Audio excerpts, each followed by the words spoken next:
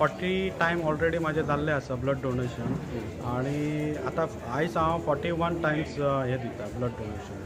As a blood donation as a sarpanch अशें न्ही, हांव सरपंच जावच्या पयलीं सुद्दां हांवें ब्लड डोनेशन दिवपाक स्टार्ट केल्लें.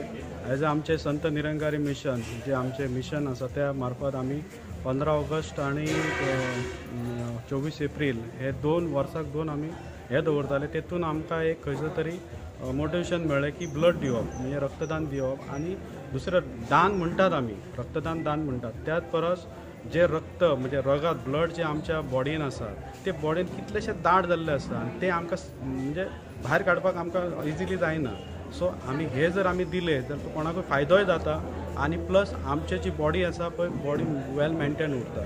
जशें म्हणटा की आमी उदक जर एका मडकेन जर आमी दवरले आणि ते जर खूब तेंप रावले जाल्यार ताका शेळो येता म्हणटा आणि ते उदक आमी केन्ना पिना.